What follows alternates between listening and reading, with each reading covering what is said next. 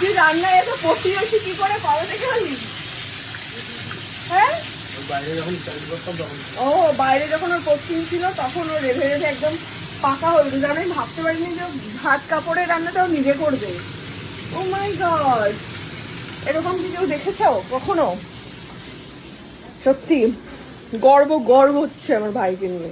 দেখেছি রাহুল, বল কেমন লাগছে তোর? তোর অনুভূতি কি? এই যে ভালো লাগছে, কারণ আমিও রান্না করতে খুব ভালোবাসি। চিকেনের নাম কি?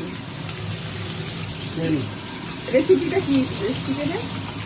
দো পেঁয়াজ আছে, দো পেঁয়াজ। এখানে তো প্রচুর পেঁয়াজ আছে, তো দুটো পেঁয়াজ তো নেই। অনেক পেঁয়াজ আছে, তাহলে মাল্টি পেঁয়াজ। চিকেন মাল্টি পেঁয়াজা। আচ্ছা, আর কি হচ্ছে? চিকেনটা পড়ে যাবে এখানে। চিকেনটা কি ম্যারিনেট করে রাখা? কি কি দিয়ে ম্যারিনেট করা? ও মাগো, কি এটা পটকা ভাজা? পটকা দিস? পটকা দিয়েছিস? আচ্ছা, এই এতগুলো মাছ তুই ভাজলি? এই মাথাটাও কি তুই ভেজেছিস? মাথাটা মা ভেজে। ও, আর এইগুলো সব তুই ভেজেছিস? তারপর মা চলে গেল, তারপর আমি রান্না করলাম।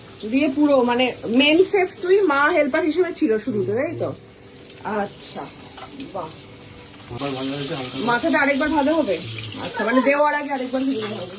এই দেখো তোমার শালি চলে এসেছে সুন্দর করে সেরে। এই যে তোমার জামাইবাবু নিজে হাত পুড়ি রান্না করছে, এই বিষয়ে তোমার বক্তব্য কি? আর কোনো বক্তব্য নেই, এরকম ছেলে পাওয়া মুশকিল, এরকম জামাইবাবু পাওয়া। তাহলে তোমার দিদি ভাগ্যবতী তো? বিশাল ভাগ্য।